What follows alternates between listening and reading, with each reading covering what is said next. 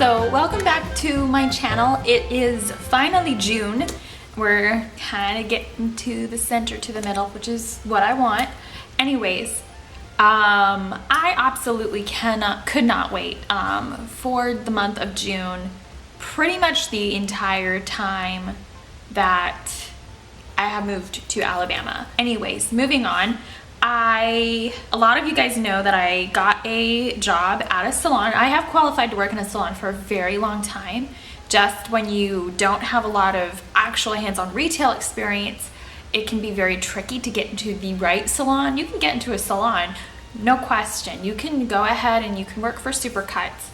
But when you're a makeup artist, you really have to be a 100% driving force behind your business and really work your way from the ground up. And the easiest way to do that is to put your hands into anything possible.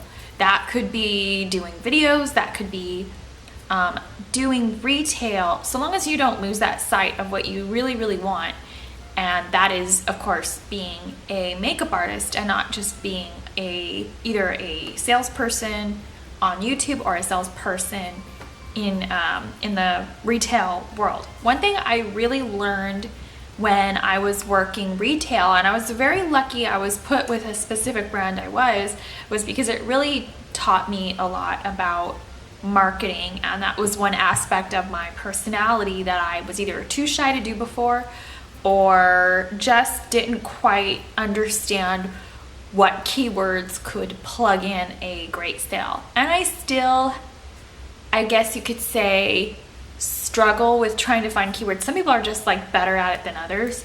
But one thing I do pride myself on is having, I guess, minimal returns and very happy people. So I guess that kind of probably works out in the end. I don't like to be a hard sales force. And I think that's probably either why I did much better at retail than they thought I was going to do, and why I probably haven't been as strong at doing YouTube, because I don't like to hard plug myself. I just want people to come to me, and if they like what I have to offer, so much the better. Anyways, being in a salon is much more my environment, because when you give somebody an opportunity to like what you have to offer, sales are just easier that way.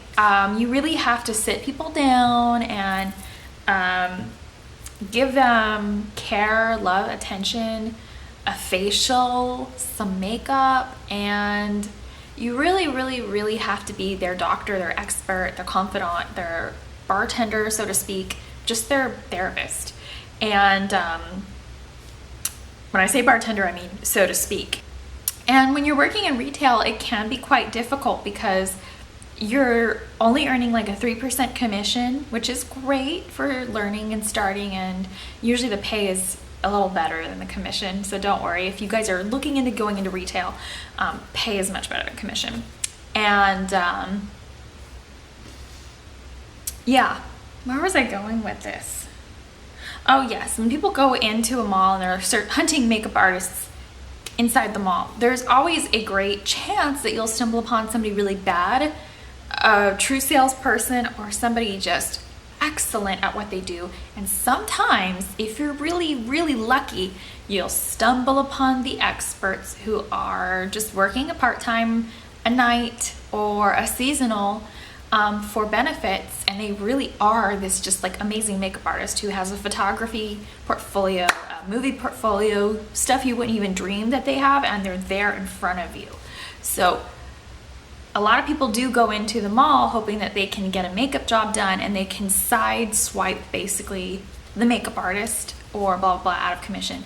It's happened to me before. I've walked up to people and I've done eyeliner on them and all that other stuff, and then when you're done doing all that and taking care of them, you don't really expect a sale out of every single thing you do. Sometimes you just have to take one for the team and give somebody a great opportunity, I guess, to try something new that they wouldn't have tried before. Sometimes you gotta break them in that way. But I think some people, honestly, they go into a retail store and they expect somebody who works retail to do for them what a makeup artist does, but for free. And I've also seen a lot of people complain about MAC artists charging $50 to get their makeup done, which honestly is completely cheap and in a sense free, because you only buy products and then you leave and you go home with the $50. So basically a MAC artist is just getting a commission and their base pay. Granted, base pay is pretty good if you're a MAC artist. It can be anyways. But some MAC artists are actually more than just MAC artists. Some MAC artists are actually overqualified to be at MAC. So it is kind of like it's a hairy situation. So I wanted to go to a salon where I would be respected to charge X amount for my services. And that's not because I'm a greedy person, it's because I want to make a living doing exactly what I love to do and not have to worry about sales so much. I want to give people an experience and something that can honestly just give them some self-esteem and cure whatever was ailing them before they walked in. And that's the ultimate experience that is missing from the retail scene. I know a lot of people have told me that they have given up being a beautician because all their friends and neighbors were knocking on their doors and they were giving away services for free. And I'm not going to say that that doesn't come with the job at times, but sometimes you have to be humble and understand that that can happen. And at the same time, you also have to put your foot down. Not in terms of friends and family. I think sometimes you got to give to your family and your family. Don't let your friends take advantage of you, but sometimes you have to give. And if it's just somebody out of nowhere who's looking to catch you on your off time for a free haircut, that's not really cool either.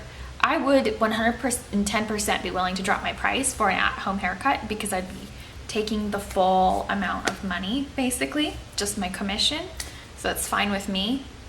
And I usually very much undercharge myself, so people are always willing to overpay me. But sometimes, and then you'll find those free friends. I honestly don't really entertain their notion. If somebody asks me to provide a service, I'll just say, come meet me at my salon, etc., etc. I work for a brand that actually doesn't allow a lot of freelancing. I mean, they don't. They're family franchise, and they own their division and everything like that. So, I mean, they have complete ownership. So they honestly wouldn't tell me not to. And I can honestly talk about it, but it's not something that I really put out there. I just go behind my brand under 10%, knowing what the other stylists at other locations have to do and say, come to my salon. And I'm really good. I don't really drop clients unless they don't come. Maybe twice. And then at that point, I don't take their appointment seriously if they make another one. Or at that point, I feel like they found somebody else. And at that point, I've erased them. And it might sound brutal to you, but they still have my number. I erase them. I don't block them or anything. It might sound really mean, but it's the reality of it. We don't get paid unless you sit in our chair. So, makes sense? I hope so. So when all that's said and done, if you're looking to break into being a cosmetologist, any form, any type, whether you're doing manicures, you're doing pedicures or whatever, just respect yourself and follow your dreams. If there's something you don't want to do, these days in a salon, there's no more assistant work. You're allowed to be brutally honest. And I'm going to say, first, when I really thought this through, I thought it backfired that I was brutally honest about my capabilities. And I'm going to be very honest with you right now. It has steered me in the right direction. I had to wait a little longer for my opportunity, like I had to bartend between jobs. But when the opportunity came to me, it tasted so much sweeter. So when you're brutally honest about your capabilities, your strengths, your good traits, and what you can or cannot do, it's just going to be better for you in the long run. And when I came in, I was not afraid of the cuticle nippers. I was honest about my nail skills. And because I am a 110% much better nail tech than the nail tech guy, or if I was one before I walked in just a matter of 3 weeks, I studied, and I painted myself, I painted fake hands, I painted everybody's hands. I worked, and so I can charge now, I could charge up to $65 for a pedicure now. And it's just a matter of how passionate you are and how much money you want to make.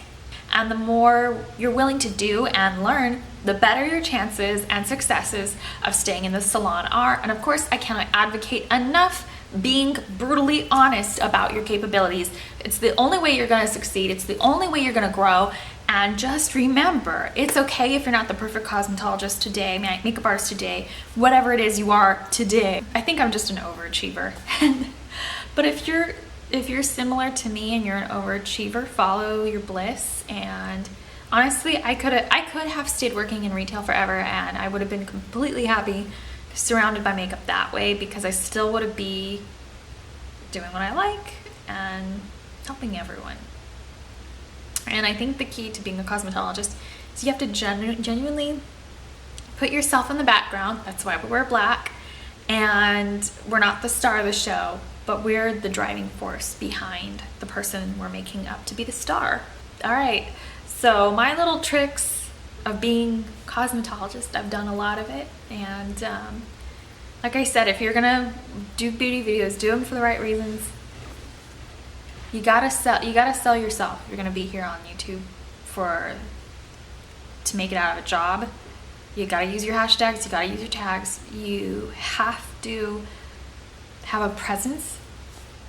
And then of course, if you are going to do retail, just know it's all about sales, girl. They know, honestly, I was very respected for who I was, but it really is about sales. And if you have knowledge and you love what you do, you could be a manager, but just keep selling. And then, of course, if you want to do salon work, it's all about the experience and making people happy and just having confidence in yourself, because you have to have that confidence. And other people will notice that too and want to come to you and will believe in your work just as much as you. Just know this is an industry where you have to be passionate, and it's not always going to be about money. And you can make good money. And if you want to do freelance, you really have to work at building your clientele. And in all honesty, you can start in a salon building your clientele, and you can branch off from there. You can become a business owner within a salon, and then you can pull out and own your own business, or maybe you can open up your own salon. There's just a lot of fluctuation, rotation, coming and going and coming up in this industry. And people can shoot past you, or you can go under, or you can stay right there in the middle. But just make sure you are happy wherever you're at. Follow your bliss, find your niche. And if you find your niche, you'll never have to compete a day in your life. That is my ultimate. That's the ultimate. Also, for you, so you can take my advice, roll with it, and decide what you want to do. Because there's a lot of opportunities, and there's even more than I mentioned right here. And just keep your eyes and your ears open, or your eyes and your ears. Keep it all open. Just know what's going on. It's the chance takers in this business that seem to just soar. And I had my boss, when I left California, she said, I wish I was as brave as you to take this chance that you're taking to do what you want to do. And she also said, if I was riskier, if I took a chance, I could be further along than I am today. And I told her, I think you've done amazing. You are a manager of a whole counter, and you're super respected. And she just said, right, but I'm always going to be with this brand. And I said, this is kind of your baby. This is kind of your brand, and you are the top of the food chain. And the reason why I was about to go to a different brand if I stayed in California was just because they felt I belonged at a color counter instead of skincare. And she said the fact that you signed that paper, that you weren't not afraid and you were willing to be removed from one brand and put in another one, the chance that you may not get it at all, was so courageous. I just could not believe that you did that. And being overly cautious doesn't help you grow as a person. And at the end of the day, you don't want to be that person who is basically performing a ballet on the front of their stairs hoping to get noticed by somebody else. You want to be that person who makes it happen. So just pursue your own happiness and don't let all the jerks in the world tell you no. And I think we'll finish off there.